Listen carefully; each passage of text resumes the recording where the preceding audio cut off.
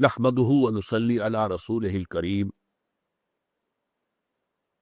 اما بعد فقد قال الله تبارك وتعالى في آخر سورة الصف اعوذ باللہ من الشیطان الرجیم بسم اللہ الرحمن الرحیم یا ایھا الذین آمنوا كونوا انصار اللہ كما قال عیسی ابن مریم للحواریین من انصاری الی اللہ قال الحواریون نحن انصار اللہ فآمنت طائفة من بنی اسرائیل وکفرت طائفة فأيدنا الذين آمنوا على عدوهم فأصبحوا ظاهرين صدق اللہ العظیم رب اشرح لي صدری ويسر لي أمری واحلل عقدة من لسانی يفقهوا قولی اللهم ربنا الہمنا رشدنا واعذنا من شرور انفسنا اللهم ارنا الحق حقا وارزقنا اتباعه وارنا الباطل باطلا وارزقنا اجتنابه آمین یا رب العالمین۔ سورہ صف کی آخری آیت جو ابھی میں نے تلاوت کی ہے، یہ بہت پروفاؤنڈ آیات میں سے ہے قرآن مجید کی، بہت عظیم آیات میں سے۔ یہ نقطۂ عروج اور کلائمیکس ہے سورہ صف کا۔ پہلے اس اعتبار سے اس کو سمجھ لیجئے کہ یہ جو سلسلہ بیان چل رہا تھا کہ اگر تم وہ راستہ اختیار کرتے ہو جہاد کا، تو نمبر ایک تم سے وعدہ ہے جہنم سے چھٹکارا پانے کا، مغفرت کا، جنت کا، بہت اعلیٰ ریزیڈینشل گارڈنز کے اندر واقع رہائش گاہوں کا، اور پھر ایک وقت پر، ایک وقت معین پر، ایک مناسب وقت پر اللہ کی مدد کا اور فتح کا۔ یہ سارے وعدے ہیں، لیکن اس کا کلائمیکس کیا ہے؟ اگر یہ راستہ اختیار کرتے ہو تو تم اللہ کے مددگار قرار پاؤ گے۔ اللہ اکبر! کہاں اللہ، کہاں بندہ؟ وہ قادر مطلق، علی کل شیء قدیر، اس کا ایک حرف کن کائنات کو وجود میں لانے کا ذریعہ بن گیا۔ وہ جب چاہے جو چاہے، انما امرہ اذا اراد شیئا فانما یقول له کن فیکون۔ جس کی یہ شان ہے اسے کسی مدد کی ضرورت ہے؟ نعوذ باللہ۔ لیکن یہ قدر افزائی ہے۔ اللہ کے جو بندے جہاد و قتال فی سبیل اللہ کا راستہ اختیار کریں گے، اللہ تعالیٰ ان کا مقام اپنے ہاں کیا سمجھتا ہے، ان کی قدر افزائی اور حوصلہ افزائی کے لیے یہ آیت، یا ایھا الذین آمنوا کونوا انصار اللہ، اے ایمان کے دعوے داروں اللہ کے مددگار بنو۔ کیوں؟ اس کا انالیسس کیجئے۔ دین اللہ کا ہے، دین حق، اللہ کی حکومت قائم کرنے کے لیے اگر تم تن من دھن لگا رہے ہو تو گویا کہ یہ اللہ کی مدد ہے۔ کسی شخص، کسی بڑے سردار کی بادشاہی قائم کرنے کے لیے جو اس کے ساتھی ہوتے تھے وہ اس کے مددگار ہوتے تھے۔ جس نے جتنی زیادہ محنت کی، جس نے زیادہ جتنی بڑی قربانی دی، اتنا ہی پھر اس کا رتبہ بلند ہوتا تھا۔ حکومت بن گئی تو اتنے ہی ان کے مناصب جو ہے اونچے ہوں گے، ان کے مراقب اعلیٰ ہوں گے۔ تو یہ کائنات جو ہے اللہ کی، یہ زمین اللہ کی، یہاں اللہ کی حکومت قائم کرنے کے لیے جہاد کی غرض و غایت کیا ہے؟ اللہ کی حکومت قائم ہو جائے۔ هو الذی ارسل رسولہ بالہدی ودین الحق لیظہرہ علی الدین کلہ، اللہ کے دین حق کو غالب کر دو پورے کے پورے تمام ادیان کے اوپر، پورے نظام زندگی پر۔ اس کے لیے جو بھی تن من دھن لگا رہے ہیں وہ اللہ کے مددگار ہیں۔ کونوا انصار اللہ۔ اب تاریخ سے ایک حوالہ دیا، کما قال عیسی ابن مریم للحواریین من انصاری الی اللہ، جیسے کہ کہا تھا عیسیٰ ابن مریم نے اپنے حواریین سے، کون ہے میرے مددگار اللہ کی طرف، اللہ کے راستے میں۔ اب دیکھیے یہاں نمبر ایک، نصرت کی نسبت بدل گئی۔ اللہ کی مدد اور رسول کہہ رہے میری مدد۔ کون ہے میرے مددگار؟ کونوا انصار اللہ، بن جاؤ اللہ کے مددگار. اور عیسیٰ کہہ رہے ہیں کون ہے میرے مددگار اللہ کی طرف. یہ کیوں ہے؟ یہ اس لیے ہے کہ دین اللہ کا ہے، اس کو قائم کرنے کی جد و جہد اللہ کی مدد ہے، لیکن اس کو قائم کرنے کا فرض منصبی اللہ کے رسول کا ہے. هو الذی ارسل رسولہ بالہدی ودین الحق لیظہرہ علی الدین کلہ. وہی تو ہے اللہ جس نے بھیجا ہے اپنے رسول محمد کو صلی اللہ علیہ وسلم الہدا اور دین حق دے کر، تاکہ غالب کریں اسے پورے کے پورے نظام زندگی پر. تو یہ فرض منصبی اولاً کس کا ہے؟ محمد الرسول اللہ کا. اب جو اس میں حضور کی مدد کر رہے ہیں دین کو قائم کرنے کے لیے، وہ مددگار ہو گئے دو کے مددگار ہیں، حضور کے مددگار اور اللہ کے مددگار. یہی دو نسبتیں جو ہیں، یہ جو صورتیں ہم پڑھ رہے ہیں، سورہ صف ہے، اگلی صورت سورہ جمعہ اب آنے والی ہے، یہ جس سلسلے کی صورتیں ہیں، یہ 10 مدنی صورتوں کا جو بڑا گلدستہ قرآن مجید میں ہے، سب سے بڑا تعداد کے اعتبار سے ہے. چھوٹی صورتیں، 2 رکوع 3 رکوع. اس کا جو نقطہ آغاز ہے وہ سورہ حدید ہے. سورہ حدید میں بہت جامع آیت آئی، لقد ارسلنا رسلنا بالبینات، ہم نے بھیجا اپنے رسولوں کو واضح نشانیوں کے ساتھ. بینہ وہ شے جو بالکل واضح ہو، جس کو واضح کرنے کے لیے کسی دلیل کی ضرورت نہیں ہے، خود بخود واضح. جیسے ہم کہتے ہیں کہ آفتاب آمد، دلیل آفتاب. جب سورج طلوع ہو گیا تو اپنی ہستی پر، اپنے وجود پر وہ خود ہی دلیل ہے، کوئی اور دلیل دینے کی ضرورت نہیں ہے، دلیل وہ تو موجود ہے. آفتاب آمد دلیل ہے آفتاب. اسی طرح بینات جو ہے، جو از خود روشن چیزیں، یہ 2 ہیں. ایک معجزات جس سے بالکل واضح ہو جاتا ہے کہ یہ اللہ کا نمائندہ ہے، اس کائناتی سلطنت کا یہ نمائندہ ہے. اگر انگلی کے اشارے سے چاند کے 2 ٹکڑے ہو گئے تو معلوم ہوا نا کہ محمد الرسول اللہ صلی اللہ علیہ وسلم کا کوئی تعلق ہے اس کائنات کی حکومت کے ساتھ. یہ اس کے سفیر ہے، اس کے نمائندے ہیں. یا جیسا کہ آپ کو معلوم ہے، اگر عصائے موسوی سے سمندر پھٹ گیا تو معلوم ہو گیا نا. اس اعتبار سے معجزوں کو بھی بینات کا. اور جو تعلیمات لے کر آتے ہیں انبیاء اور رسول، وہ فطرت انسانی کی جانی پہچانی چیزیں، معروف چیزیں، روح انسانی کے اندر پہلے سے ان کا اقرار موجود ہے، لہذا وہ بین ہے. اللہ کی توحید بین ہے، لہذا ہم نے بھیجا اپنے رسولوں کو بینات کے ساتھ. وَأَنزَلْنَا مَعَهُمُ الْكِتَابَ وَالْمِيزَانَ، ان کے ساتھ ہم نے کتاب اتاری، شریعت اتاری اپنی، اور میزان عدل اتاری. لِيَقُومَ النَّاسُ بِالْقِسْطِ، تاکہ لوگ قائم ہوں عدل پر، انصاف پر. نظام کیوں اتارا ہے؟ تورات کیوں اتاری تھی؟ کیا یہ کوئی ہابی تھی اللہ کی؟ معاذ اللہ ثم معاذ اللہ. کس لیے اتاری تھی؟ احکام عشرہ کس لیے دیے گئے تھے؟ تاکہ ان پر عمل کیا جائے. شریعت موسوی کس لیے دی گئی تھی؟ کہ اسے نافذ کیا جائے. اسی طرح قرآن کس لیے نازل کیا گیا؟ کہ اسے نافذ کیا جائے. تو فرمایا عدل و انصاف کا جو نظام اللہ نے دیا دین حق کی شکل میں، تاکہ وہ اسے برپا کریں. لیقوم الناس بالقسط، اور لوگ واقعتاً عدل و انصاف پر کاربند ہو جائے، قائم ہو جائے. وَأَنزَلْنَا الْحَدِيدَ، ہم نے لوہا بھی اتارا ہے.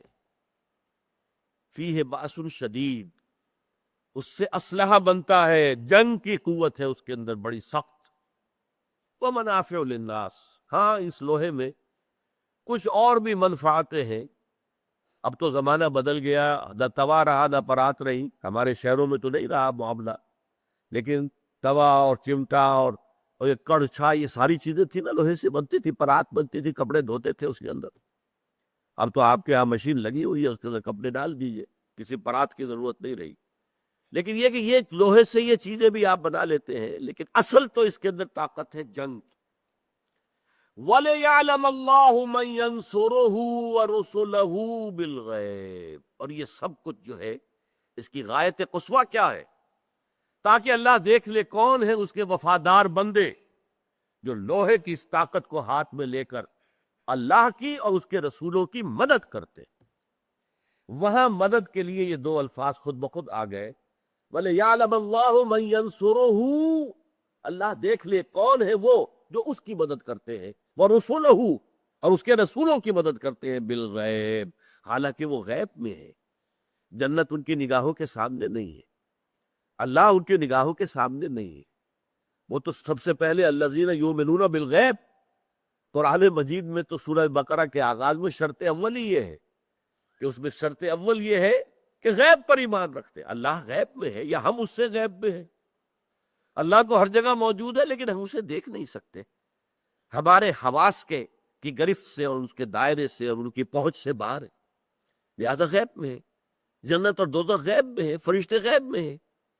تو ہم غیب میں رہنے کے باوجود کہ وہ چیزیں ہمارے سامنے نہیں ہیں، اگر ہم ان کو حاصل کرنے کے لیے، اللہ کی رضا جوئی کے لیے، جہنم سے بچنے کے لیے، جنت کے حصول کے لیے اپنا تن من دل لگا دیتے، یہ ہے جو اللہ دیکھنا چاہتا ہے. اور وہ مرحلہ بھی آ جائے کہ لوہے کی طاقت ہاتھ میں لے کر اور پھر اللہ کے دشمنوں کے سر کچھ لے جائے. یہ بڑی واضح آیت ہے.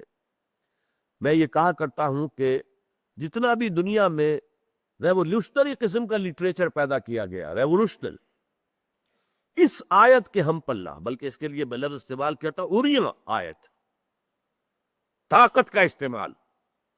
اگر اللہ طاقت دے اور بندہ مومن اسے استعمال نہ کرے تو مجرم ہے. طاقت ہے تو اس کا استعمال یہ ہے. وہ جو اقبال نے کہا ہے، اگر یک قطرہ خون داری، اگر مشتے پرے داری، بیابامن تو آموزن طریق شاہ باسیرہ. اگر تمہارے پاس تمہارے جسم میں خون کا کوئی قطرہ ہے اور کچھ پر ہے مٹھی بھر، تو آؤ میرے پاس، میں تمہیں شاہ بازی سکھاؤں. پھر تم چڑیا کیوں بنے ہوئے ہو، شاہی کیوں نہیں بنتے؟ تو اگر اللہ طاقت دے دے تو بندہ مومن کبھی برداشت نہیں کرے گا کہ باطل کا غلبہ دنیا میں رہنے دے. طاقت استعمال کرے گا. ہاں، طاقت کیسے حاصل کرے؟ یہ جو مکے کے 12 برس تھے، یہ طاقت کے حصول کا ذریعہ تھے. اس کی محنت تھی، دعوت و تبلیغ سے لوگوں کو کھینچا، پھر ان کی تربیت کی، ان کا تزکیہ کیا. یہ اگلی سورت کا، سورہ جمعہ کا مرکزی مضمون یہ ہے. یتلو علیہم آیاتہ ویزکیہم ویعلمہم الکتاب والحکمہ. پھر انہیں منظم کیا، جماعت بنایا، ان سے بیعت لی. میرا ہر حکم مانو گے، چاہے مشکل ہو اور چاہے آسان، چاہے تمہاری طبیعتیں آمادہ ہو، چاہے تمہیں اپنی طبیعتوں پر جبر کرنا پڑے، تمہیں میرا حکم ماننا پڑے. پھر باطل کے خلاف تلوار اٹھائی. بادشاہ درویشی در ساز و دمادم زن، جو پختہ شوی خدرا بر سلطنت جم زن. یہ ہے اصل میں معاملہ کہ مددگار، وَلِيَعْلَمَ اللَّهُ مَن يَنصُرُهُ وَرُسُلَهُ بِالْغَيْبِ.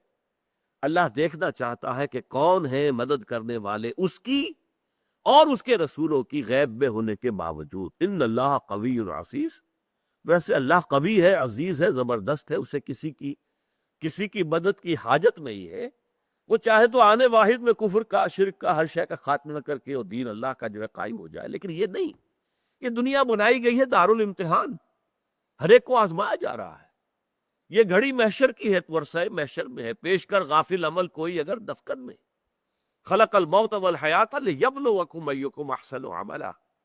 اگر یہ سارے امتحانات نہ ہوتے تو کیسے پتہ چلتا who is who، کس نے کتنی قربانیاں دی، کس نے کتنی سرفروشی کی، کس نے کتنی جافشانی کی، کیسے معلوم ہوگا؟ مراتب کیسے قائم ہو گئے؟ کیسے پتا چلے گا کہ کون تھے جنہوں نے ہر آواز پر لبیک کہا ہے؟ جب پکارا گیا حاضر، لبیک یا رسول اللہ، اللہ کے رسول میں حاضر ہوں، حاضر ہوں، جو حکم ہو، سر تسلیم خم. معلوم ہو جائے گا نا. تو یہ آزمائشیں تو اس لیے ہیں. وَلِيَعْلَمَ اللَّهُ مَن يَنصُرُهُ وَرُسُلَهُ بِالْغَيْبِ إِنَّ اللَّهَ قَوِيٌّ عَزِيزٌ. اللہ خود قوی ہے، عزیز ہے، زبردست ہے، جو چاہے کر دے. تو وہی دو نسبتیں یہاں آئی. یا ایھا الذین آمنوا کونوا انصار اللہ. گویا کہ سیاق کلام کے اعتبار سے اگر تم جہاد و قتال فی سبیل اللہ کا راستہ اختیار کرتے ہو تو جہنم سے نجات، گناہوں کی مغفرت، جنت کا داخلہ، ریزیڈنشل گارڈنز جو ہے بہشت کے، ان میں اعلیٰ ترین رہائشیں، وقت آنے پر، ہر آن نہیں، ہر وقت نہیں، وقت آنے پر، جبکہ تمہارے خلوص کا پورا امتحان ہو چکا ہو اور تم کامیاب ہو چکے ہو، تو اللہ کی نصرت، اللہ کی مدد، دنیا میں غلبہ. لیکن سب سے اونچی بات، اللہ تعالیٰ تمہیں اپنا مددگار قرار دے گا. کیا بلند مقام ہوگا میدان حشر میں اگر اللہ کہے کچھ لوگ یہ میرے مددگار ہیں، اللہ کے مددگار جو علی کل شیء قدیر ہے، قادر مطلق ہے، تو معلوم ہوا، آپ نوٹ کیجئے، اس سے اونچا روحانی مقام کوئی ہے؟ ہمارے ہاں اہل تصوف نے کوئی اور اونچے اونچے مقامات تجویز کیے ہوئے، کسی سے کرامات ظاہر ہو جائے تو گویا کہ بہت اونچا مقام ہے۔ قرآن مجید میں ہاں کرامت ہوتی ہے، اولیاء اللہ کی کرامتیں ہوتی، انبیاء کو معجزات ملتے ہیں، یہ اپنی جگہ ہے، لیکن اللہ نے جو مقام معین کیا ہے، اسی سورہ مبارکہ کی آیت نمبر 4 میں ہم پڑھ چکے ہیں، ان اللہ یحب الذین یقاتلون فی سبیلہ صفا کانہم بنیان مرصوص۔ اللہ کی محبوبیت کا مقام یہ ہے کہ انسان نقد جان ہتھیلی پر رکھ کر میدان میں حاضر ہو جائے، اللہ میں حاضر ہوں، جان دینے کے لیے حاضر ہوں۔ شہادت ہے مطلوب و مقصود مومن، نہ مال غنیمت نہ کشور کشائی، یہ ہے محبوبیت خداوندی کا مقام۔ اور یہاں پر بھی فرمایا گیا کونوا انصار اللہ کما قال عیسی ابن مریم للحواریین۔ حواری کون تھے؟ یہ 12 ایسے افراد تھے، ویسے تو کہتے ہیں کہ کل ایمان لانے والے حضرت عیسیٰ پر 72 تھے، لیکن ان میں سے 12 وہ تھے جو ہر دم ساتھ رہتے تھے، ہر وقت کے ساتھی، جہاں چاہ رہے ہیں، جہاں حضرت عیسیٰ جا رہے ہیں وہ بھی جا رہے ہیں، جہاں مقیم ہے پڑاؤ ہے وہاں پر وہ ساتھ ہے، اور ساتھ رہنے کی وجہ سے پھر تربیت ہو رہی ہے، حضرت عیسیٰ سے گفتگو کے ذریعے سے ان کے علم میں، ان کی حکمت میں اضافہ ہو رہا ہے، صحبت ہے۔ جیسے کہ جو اصحاب صفہ تھے، جو مسجد نبوی میں ڈیرا لگا کر بیٹھ گئے تھے کہ کہیں سے کچھ آ گیا، کچھ صدقہ تو کچھ کھا لیا پی لیا، ورنہ نہیں، بھوکے ہیں، بھوکے سو رہے ہیں، لیکن وہ ہمہ وقت گویا کہ at the disposal of the prophet صلی اللہ علیہ وسلم، کہ آپ جو حکم بھی دیں، جس وقت بھی جہاں بھیجیں، میں نے عرض کیا کہ 70 کو بھیجا اور وہ سب کے سب 69 شہید کر دیے گئے، ایک بچ کر آیا خبر دینے کے لیے، یہ انہی میں سے تھے نا۔ تو حواریین حضرت عیسیٰ کے 12 تھے۔ ویسے ایک حدیث کے اندر آیا ہے یہ لفظ، ما بعثنا اللہ بالرسول فی امتہ من قبلی الا کان لہ اصحاب و حواریون۔ اللہ تعالیٰ نے مجھ سے پہلے جس نبی کو بھی اس کی امت میں مبعوث کیا، اس میں سے اس کے کچھ نہ کچھ صحابی یا حواری ضرور ہوتے تھے۔ تو یہ حواری اور صحابی ہم معنی الفاظ ہیں، تو یہ حواری جو تھے حضرت عیسیٰ کے لیے خاص طور پر لفظ آتا ہے، اور اس لفظ کے معنی پر بڑی بحث ہوئی ہے۔ حور کہتے ہیں بالکل سفید رنگت والی، حوریں جو ہے گوری رنگت والی، اللہ تعالیٰ جو بھی انسان اہل جنت کو عطا فرمائے گا ان کی ازدواج میں دے گا، حور عین، بڑی بڑی آنکھوں والی اور گوری رنگت والی۔ اسی طریقے سے حواری کہلاتے تھے دھوبی، کپڑے کو دھو دینا، سفیدی آ گئی دوبارہ، اس کے اوپر میل آ گیا تھا، میل کچیل داغ تھے، دھبے تھے، اب دھوبی نے دھو کر صاف کر دیا تو وہ حواری کہلاتے تھے۔ اور حضرت عیسیٰ کے اولین ساتھی جو تھے وہ کچھ مچھیرے تھے، کچھ دھوبی تھے، جنہوں نے ساتھ دیا ہے حضرت عیسیٰ کا۔ پھر یہ بھی کہا جاتا کہ حواری کے معنی ہے وہ شخص جس کی سیرت بالکل صاف ہو گئی ہو، اس میں کوئی داغ دھبا نہ رہے، وہ حواری تھے حضرت عیسیٰ علیہ السلام کے 12۔ اور یہ پکار جو انہوں نے بلند کی، من انصاری اللہ، یہ سورہ آل عمران میں بھی الفاظ آئے ہیں، یہاں بھی آئے، 2 جگہ آئے۔ فلما احس عیسیٰ منہم الکفر قال من انصاری اللہ، سورہ آل عمران میں جب حضرت عیسیٰ علیہ السلام نے یہودیوں کی طرف سے کفر اور مخالفت اور دشمنی کا احساس کیا تو انہوں نے کہا کون ہے میرے مددگار؟ اللہ کی طرف۔ تو ایک بات تو میں واضح کر چکا کہ یہ 2 نسبتیں ہو گئی، نصرت اللہ کی اس لیے کہ دین اللہ کا ہے، نصرت رسول کی اس لیے کہ اسے غالب کرنا رسول کا فرض منصبی ہے۔ اس لیے انصار مدینہ کو انصار کیوں کہا گیا؟ مددگار، محمد الرسول اللہ کے مددگار۔ تو جب ان سے کہا گیا من انصاری اللہ، یہ اللہ بہت اہم ہے، میں کوئی اپنے لیے تم سے مدد نہیں مانگ رہا۔ نبی نے کبھی ذاتی کام کے لیے کسی سے کچھ نہیں کہا، حضور صلی اللہ علیہ وسلم اس قدر غیور انسان تھے، اس لیے کہ آپ کی سیرت کا یہ واقعہ بڑا عجیب ہے، میں بیان کرتے ہوئے بھی واقعتاً اپنے جذبات کو کنٹرول میں نہیں رکھ سکتا، کہ جب حضور کو انتظار تھا ابھی کہ اجازت آ جائے ہجرت کی، اور باقی سب حضرات تو چلے جا چکے تھے، حضور نے اجازت دے دی تھی جاؤ پریدے کی طرف، لیکن آپ ابھی رکے ہوئے تھے، اور حضرت ابو بکر نے خفیہ طور پر 2 سانڈنیاں، 2 اونٹنیاں تیار کی ہوئی تھی، اچھا کھلا پلا کے فرما کر کے مضبوط، تاکہ جب وہ ہجرت کا مرحلہ آئے تو تیز رفتار سواری ہمارے پاس ہو، وہ مریل سواری نہ ہو، ہمیں جانا ہوگا تیز رفتاری کے ساتھ، تعاقب تو ہوگا پیچھے۔ جس روز حضور آئے ہیں دوپہر کے وقت، حضرت عائشہ فرماتی ہے کہ حضرت ہمارے والد جب پوچھتے تھے حضور سے کہ حضور اجازت آ گئی، آپ فرماتے ابھی نہیں آئی۔ اچانک ایک دن دیکھا دوپہر کے وقت آپ آ رہے ہیں، اور آپ نے اپنے سر کو اور چہرے کو ڈھانپا ہوا ہے کپڑے کے اندر، اور آ کر آپ نے کہا کہ یہاں سے سب کو ہٹا دو۔ تو حضرت ابوبکر نے عرض کیا کہ یہاں ہے کون؟ حضرت عائشہ کا تو نکاح ہو چکا تھا حضور کے ساتھ، اور دوسری حضرت اسما تھی، اور کون ہے؟ کوئی غیر نہیں ہے۔ آپ فرمایا کہ ہجرت کی اجازت ہو گئی ہے۔ اب خوشی سے چہرہ دمک اٹھا حضرت ابو بکر کا، اور حضرت ابو بکر نے بڑے شوق سے، یہ جیسے کہ شاباش ملنے کی امید ہو، عرض کیا کہ حضور میں نے 2 اونٹنیاں سانڈنیاں تیار کی ہوئی ہیں، خوب کھلا پلا کر سیوا کر کے مضبوط توانا بنا رکھی ہے۔ حضور ذرا رکے، فرمایا اچھا ٹھیک ہے، ایک میں استعمال کروں گا، لیکن میں اس کی قیمت ادا کروں گا۔ حضرت ابو بکر رو پڑے، حضور مجھ سے یہ مغایرت! یہ تھی وہ غیرت محمد الرسول اللہ صلی اللہ علیہ وسلم۔ حدیث میں آتا ہے کہ اگر آپ سواری پر ہوتے تھے اور کوڑا نیچے گر جاتا تھا، اونٹ پر ہے کوڑا نیچے گر گیا، تو آپ اونٹ کو بٹھا کر خود نیچے اتر کر کوڑا اٹھاتے تھے، کسی کو یہ کہنا بھی گوارا نہیں کرتے تھے کہ یہ ذرا میرا کوڑا اٹھا کر مجھے دے لو۔ اپنے لیے کوئی مدد مانگنے کا سوال نہیں۔ من انصاری الی اللہ، کون ہے میرے مددگار؟ اللہ کی طرف، اللہ کے راستے میں، اللہ کا جھنڈا اونچا اٹھانے کے لیے، اللہ کی حکومت قائم کرنے کے لیے۔ قال الحواریون نحن انصار اللہ، جواب دیا حواریین نے، ہم ہیں اللہ کے مددگار، ہم حاضر ہیں، جسم و جان کے ساتھ حاضر ہیں، جان و مال کے ساتھ حاضر ہیں، حاضر لبیک۔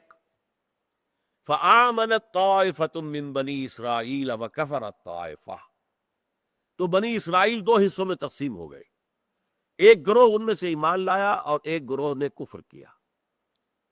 ان الفاظ سے آپ کو یہ مغالطہ نہ ہو کہ کوئی برابر برابر کے گروہ تھے۔ ایمان لانے والے تو بتائے جاتے ہیں میکسیمم 72، اور پوری قوم جو تھی یہود کی وہاں، وہ تو مخالفین میں سے تھی، دشمن تھی۔ ہیڈرن جو تھا وہاں کا، ہیڈرن جو سب سے بڑا ان کا یوں سمجھیے دارالافتاء تھا، جہاں پر کہ کائفاس بیٹھا ہوا تھا ان کا چیف ربائی، جس نے یہ فتویٰ دیا ہے کہ یہ عیسیٰ جو ہے یہ مرتد ہو گیا ہے، یہ کافر ہے، واجب القتل ہے، سولی چڑھا دیا جائے۔ تو یہودیوں نے تو دشمنی کی یہ انتہا کی تھی۔ تو یہاں ذرا معاملہ جو ہے الفاظ سے آپ یہ نہ سمجھے کہ یہ کوئی برابر کی طاقت تھی۔ ایمان لانے والے اور ان میں سے حواریین تو 12 تھے، اور افسوس کی بات یہ ہے، اگرچہ اس کی ایک توجیہ میرے پاس ہے لیکن اس کا وقت نہیں اب بیان کرنے کا، کہ جس نے دھوکہ دیا ہے اس نے بھی خلوص کے ساتھ دھوکہ دیا تھا۔ یوناس اسکیریوٹ نے جو گرفتار کرایا ہے حضرت عیسیٰ کو، وہ بھی ایک حواریین میں سے تھا، 12 میں سے ایک تھا، اور رات کو جو کھانا کھایا ہے سب کے ساتھ مل کر حضرت مسیح نے، اور اس وقت وہ سارے 12 حواری بھی موجود تھے، جہاں آپ روپوش تھے ایک باغ کے اندر، تو وہاں حضرت مسیح نے کہہ دیا تھا Tonight one of you is going to betray me، آج کی رات تم میں سے ایک شخص مجھ سے غداری کرے گا۔ وہ تھا یوڈاس اسکیریوٹ۔ وہ پھر رات کو جب کہ تمام حواری سو گئے اور حضرت عیسیٰ ایک کوٹھڑی کے اندر داخل ہوگا عبادت کے لیے، وہ کوٹھڑی جو باغات میں ہوتی ہے جہاں کھرپے ورپے کو کسیاں وسیاں کو چیزیں رکھی ہوئی ہیں، تو اس کے اندر حضرت عیسیٰ چلے گئے اور وہاں اللہ کی آگ شروع کر دی۔ یہ اٹھ کر وہاں سے گیا ہے، اور جا کر وہ رومن سپاہی جو تلاش میں تو تھے، اس لیے کہ کیونکہ یہودیوں کا فتویٰ آ چکا تھا یہ واجب القتل ہے، انہیں سولی دے دی جائے، لیکن یہ کہ کہیں مل نہیں رہے تھے کہ کہاں ہے جیسس، چھپے ہوئے تھے باغ کے اندر۔ اس نے جا کر کہا میں آؤ چلو میرے ساتھ، میں پکڑوا دیتا۔ اس طریقے سے گرفتاری ہوئی، اگرچہ گرفتاری حضرت عیسیٰ کی نہیں ہوئی۔ حضرت عیسیٰ کو تو اس کمرے، اس کوٹھڑی کی چھت پھٹی ہے، 4 فرشتے آئے ہیں اور اٹھا کر لے گئے آسمان۔ اور وہ جو تھا جس نے دھوکہ دیا تھا، اس کی شکل حضرت عیسیٰ کی بنا دی گئی۔ وہ ہے جو کیفر کردار کو پہنچا ہے، وہ اس کا مستحق تھا کہ اسے سزا دی جائے، اور وہ سزا پا گیا، اسے سولی لگی۔ یہ یہودیوں کا خیال ہے اور عیسائیوں کا کہ حضرت عیسیٰ کو سولی دی گئی۔ قرآن کہتا نہیں وما صلبوہ وما قتلوہ ولکن شبہ لہم، شباہت بنا دی گئی تھی حضرت عیسیٰ کی، اور کسی عام آدمی کی شباہت بنا دی جاتی تو ظلم ہوتا بغیر بے گناہ کسی شخص کو۔ یہ گناہگار تھا، اس نے غداری کی تھی، یہ مستوجب سزا تھا، اس کی شکل بدلی گئی ہے حضرت مسیح کی۔ یہ سب انجیل برنباس کے اندر ہے، یہ ہمارے ہاں نہ قرآن میں ہے نہ حدیث میں ہے نہ ہماری تفاسیر میں کہی ہے، یہ تو ریسنٹلی انجیل برنباس ظاہر ہوئی ہے، جو منظر عام پر آئی ہے، اور جو ویٹیکان کا جو کتب خانہ ہے وہاں سے برآمد ہوئی ہے، اور اس میں ساری تفسیر موجود ہے۔ لیکن میں نے جو کہا تھا کہ اس نے خلوص کے ساتھ ایسا کیا تھا، اسے اتنا یقین تھا حضرت عیسیٰ پر کہ اگر یہ بد دعا دے دیں تو رومن امپائر ختم ہو جائے گی، ہمیں آزادی مل جائے گی۔ اگر عیسیٰ کہہ دے پہاڑ کو کہ اپنی جگہ سے ہٹ جا تو ہٹ جائے گا، اتنا یقین تھا۔ وہ یہ چاہتا تھا کہ کسی طرح عیسیٰ بد دعا دے دے۔ حضرت عیسیٰ بد دعا نہیں دے رہے تھے، اس نے سوچا انہیں تکلیف ہوگی تو پھر تو بد دعا نکلے گی نا زبان سے ان کی، تو یہ سارا اس نے کیا ہے گویا کہ دھوکے میں آ گیا، غلط کام کیا، لیکن اس معنی میں کہ حضرت مسیح پر اس کا ایمان تھا، وہ حواریین میں سے۔ بہرحال یہ تقسیم ہو گئے۔ اس کے بعد فرمایا فَأَيَّدْنَا الَّذِينَ آمَنُوا عَلَىٰ عَدُوِّهِمْ، تو ہم نے مدد کی ان کی جو ایمان لے آئے تھے ان کے دشمنوں کے خلاف۔ فَأَصْبَحُوا ظَاهِرِينَ، بالآخر وہی ہوئے غالب جو عیسیٰ کے ماننے والے تھے علیہ الصلوۃ والسلام۔ اب یہاں بھی یہ نہ سمجھیے کہ یہ 2-4 دن میں ہو گیا، اس میں صدیاں گزری ہیں۔ For 3 long centuries، 300 برس تک یہودیوں کی اور عیسائیوں کی چپقلش چلی ہے، اور رومی جو بت پرست تھے، کافر تھے، انہوں نے یہودیوں کو بھی ستایا، عیسائیوں کو بھی ستایا، اور حواریین مسیح نے پھر جو محنتیں کی ہیں، جو تکلیفیں اٹھائی ہیں، جو مصیبتیں جھیلی ہیں، جو تبلیغ کرنے کے لیے واقعتاً تاریخ انسانی کا وہ بڑا عجیب باب ہے، بڑی محنتیں کی ہیں حواریین نے، اور حق ثابت جو اپنا جو ہے وہ انہوں نے ثابت کر دیا کہ اللہ تعالیٰ کی مدد آئے۔ لیکن یہ 1-2 دن میں مدد نہیں آ گئی تھی، جیسے حضور صلی اللہ علیہ وسلم کے دعوت کے آغاز سے لے کر اور 17-18 برس کے بعد مدد آئی ہے، اس سے پہلے مدد نہیں آئی۔ ہاں تحفظ کچھ دیا گیا، غار ثور میں بھی حفاظت کا سامان کر دیا گیا، وہ علیحدہ بات۔ اللہ کی کھلی مدد جس سے کہ فتح حاصل ہو جائے وہ تو نہیں آئی نا، وہ تو 17ویں-18ویں برس میں آ رہی ہے۔ اِنَّا فَتَحْنَا لَكَ فَتْحًا مُبِينًا، صلح حدیبیہ کی شکل میں۔ اسی طریقے سے اصل میں جو پھر مدد آئی ہے، جب کانسٹنٹائن ایمپرر جو تھا رومن، وہ عیسائی ہو گیا، اس کے ساتھ ساری مملکت رومن امپائر عیسائی ہو گئی۔ اب ظاہر بات ہے کہ عیسائیوں کو وہ غلبہ حاصل ہو گیا کہ اب انہوں نے یہودیوں کی پٹائی شروع کی۔ کئی صدیوں تک پھر یہودی جو ہے وہ شدید ترین پرسیکیوشن عیسائیوں کے ہاتھوں ان پر ہوئی ہے۔ یہ ایک تاریخ کا ایک عجیب باب ہے، بہت لمبا باب ہے، یہاں تو قرآن مجید نے اسے چند لفظوں کے اندر سکیڑ دیا ہے، اسے بالکل جو ہے ایسنس بیان کر دیا۔ بالآخر نتیجہ کیا نکلا کہ یہودیوں پر وہ عیسائی غالب آئے، اور یہودیوں کو پھر انہی کی پناہ لے کر آج بھی اگر ان کی حکومت قائم ہے تو عیسائیوں کی پناہ میں قائم۔ اگر ہاتھ ہٹا لے امریکہ تو کچھ ہی دنوں کے اندر ٹکا بوٹی کر کے رکھ دیں گے عرب ان کی، لیکن نہیں، اس وقت ساری سپورٹ جو ہے امریکہ برطانیہ کی، امریکن الائز کی ہے، اسرائیل کی۔ الا بحبل من اللہ وحبل من الناس، دنیا میں ان کے اوپر لعنت جو ہے وہ اللہ نے مسلط کر دی تھی۔ ہاں کہیں اللہ کی طرف سے یا کہیں لوگوں کی حمایت کی وجہ سے کوئی سہارا بھی جائے تو وہ ملا ہوا ہے اس وقت، لیکن یہ ہے کہ بالفعل غلبہ جو ہے ظاہری اعتبار سے تو عیسائیوں کا ہے نا، سپورٹ تو ان کی ہے، دنیا میں سب سے بڑی تعداد تو عیسائیوں کی ہے نا، مسلمان بھی نمبر 2 پر آتے ہیں، سب سے بڑی انہوں نے غلو کیا ہے۔ ہمارے ہاں بھی غلو کرنے والے ہیں جنہوں نے حضور کی شان کے اندر غلو کیا، وہی جو مستوی عرش تھا خدا ہو کر اتر پڑا وہ مدینے میں مصطفیٰ ہو کر، نعوذ باللہ من ذالک، نقل کفر کفر نہ باشد۔ اسی طرح خدا کا بیٹا بنا دیا حضرت مسیح کو، لیکن ایمان تو رکھتے ہیں نا حضرت مسیح پر، ان یہودیوں کے مقابلے میں جنہوں نے انہیں حرامزادہ قرار دیا، باسٹرڈ، اور قرار دیا کہ یہ جادوگر ہے، یہ کافر ہے، یہ مرتد ہے، یہ واجب القتل ہے۔ کہا ہو کہ جنہوں نے محبت کا غلو، لا تغلو فی دینکم، اسی لیے عیسائیوں سے کہا گیا ہے قرآن مجید میں اپنے دین میں غلوف سے کام نہ لو. عیسیٰ اللہ کے بندے تھے، اللہ کے رسول تھے، تم نے انہیں الوہیت پہ شامل کر دیا ہے. لیکن بہرحال وہ تعریف جو کئی صدیوں کی ہے اس کو یہاں پر سمیٹ دیا گیا. فآمنت طائفة من بني إسرائيل وكفرت طائفة فأيدنا الذين آمنوا على عدوهم فأصبحوا ظاهرين. صدق الله العظيم. ربنا تقبل منا إنك أنت السميع العليم وتب علينا إنك أنت التواب الرحيم.